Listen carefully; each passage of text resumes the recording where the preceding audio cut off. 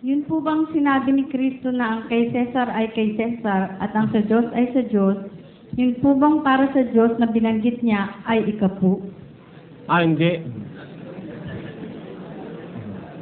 Maraming para sa Diyos eh. Ano? Bibigyan kita halimbawa, no? Kawikaan 3. Sa Israel ito, ha? Sa Israel ito, makita mo. Kasi mga pastor ngayon, makikitid ang utak eh. Makikitid. Ting makakabasa ng para sa Diyos, ikapo ang pakahulugan. Kasi malakas pagkakitaan niya, ikapo eh. Siguradong 10% yan eh. Mahal pa yan sa patubo ng IMF eh. O, di ba? Sila may patubo, walang pang-utang. Walang pa-utang, pero tumutubo 10%. Mga usurero yung mga pastor na yan ngayon eh. Tingnan mo, kung ang Diyos ang pag-uusapan, maraming para sa Diyos eh. Isa ito. Parangalin mo ang Panginoon ng iyong tinatangkilik at ng mga unang bunga ng lahat mong ani. Ako nagtanim ng patola. No? Nabasa ko yun. Sabi ko, yung unang ibubunga ng patola ko, bibigay ko para sa Diyos. Nako, lumabas yung patola ko, yung pagkaganda-ganda ng unang bunga. Eh sabi ko, hindi naman kakainin ng Diyos to. Di ba? Eh paano mo maibibigay sa Diyos yun eh? Hindi naman niya kailangan yung patola. Ang sabi ng Diyos, pag pinakain mo yung kapwa mo, pinakain mo na rin siya. Sabi niya. Kaya, hindi ko kinain yun. Ipinakain ko sa iba. Niluto ko ng masarap na masarap. Pinagbibigyan ko yung kapitbahay ko. Ano? Kasi, magagawa mo yung isang bagay para sa Diyos kahit hindi mo direkton sa Kanya ibinibigay. Halimbawa, ito isa. Sa Exodo, basa, 23. At ang Panginoon ay nagsalita kay Moises na sinasabi, pakabanalin mo sa akin ang lahat ng mga panganay, anumang nagbubukas ng bahay bata sa mga anak ni Israel, maging sa tao at maging sa hayop ay akin. Sabi ng Diyos, lahat ng panganay akin.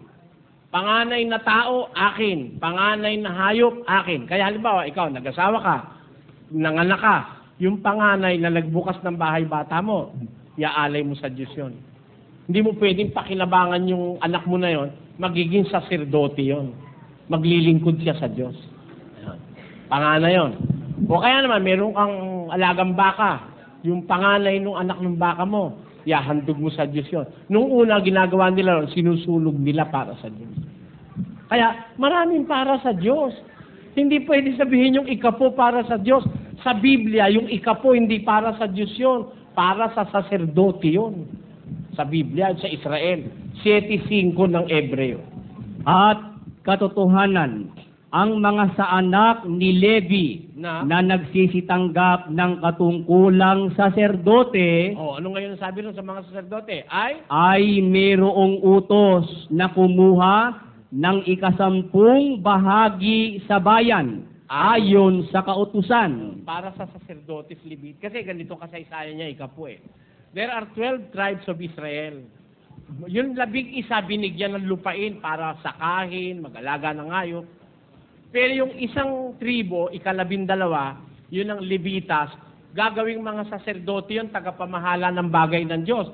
Kaya hindi sila pwedeng magtanim, magsaka, mag-alaga ng hayop. Sila tagapangasiwa ng tabernakulo ng Diyos eh.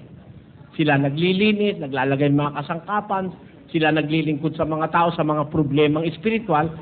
Kaya wala silang pagkukunan ng kakainin nila. Kaya inutusan ng Diyos yung 11 tribo, pag umani kayo, yung ikapo, bibigay nyo sa mga sacerdotes Levitas. Para meron silang pagkakabuhayan. Kaya, kung 11 tribo yung magbibigay, di lalabas 110% yun, ano? 11 10. Di, 110%. Ngayon, anong gagawin ngayon ng sacerdotin tumanggap dun sa sobra? Sobra kasi ng isa. Ano sabi? Basa. Bukod dito'y sasalitain mo sa mga Levita. Sa mga sacerdotes Levitas, ano sasabihin? At sasabihin mo sa kanila, pagkuha ninyo sa mga anak ni Israel ng 10 bahagi na aking ibinigay sa inyo mula sa kanila na inyong pinakamana ay inyong ihahandog nga na pinakahandog na itinaas sa Panginoon ang 10 bahagi ng 10 bahagi. Yung mga sacerdotes Levita naman, yung tinanggap nilang ikapo, 1/10 of all the tenths of all the tithes, ihahandog naman nila, susulugin nila sa Diyos. Yung mga pastor nyo, inihahandog ba sinusulog yung 1/10 of one? O hindi. Eh kasi... Last na lang ho. Sige po. Kasi ho, 2 months na ho kaming hindi umaattend sa aming church. Salamat Dahil naman. mula ho nung nanood kami sa inyo, ay nabuksan ho ang isipan namin. Kahit ho, pina-follow up mo kami lagi ng aming pastor sa bahay. Eh nung Wednesday ho, pumunta na naman yung pastor namin sa bahay at sinabi ko na ho sa kanya na nandito na ho kami sa inyo. Ngayon ho, ang sabi mo niya sa akin ay kulto daw itong sa inyong samahan. Hindi niya siguro alam ang kahulugan ng kulto. Ano What ba- do you mean by cult? Ha? Ang totoo, yung cult, yung occultism, bawal sa KDP yan eh. Ano yung kultong tinatawag? Ang kulto ay isang fanatic group of religious people na hindi nagbabatay sa Biblia. Yun ang kulto.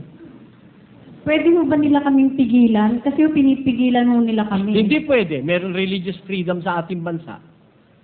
Alam mo, baka sila ang kulto. Dahil wala kang makikitang iglesyang kagaya nito sa amin. Na tuwing magsasalita, may ebidensya sa Biblia. Ang kulto, walang ebidensya sa Biblia. Daldalang ng daldal. Yun ang mga kulto. Kasi sabi po niya, kung alam lang daw po niya na dito kami lilipat, hindi raw po niya kami papayagan. O, di kung gusto mo, para mapatunayan mong kulto ito o hindi, kamunin mo siya. Ayaw nga ho eh. Ayaw. Talagang ayaw. Iharap mo sa akin. Sa akin niyang harap sabihin kulto ito para magkaintindihan kami. Hindi naman kami mag-aaway eh. O baka sakali, pati siya, mabuksan ng isip at layasan niya na rin yung kanilang samahan.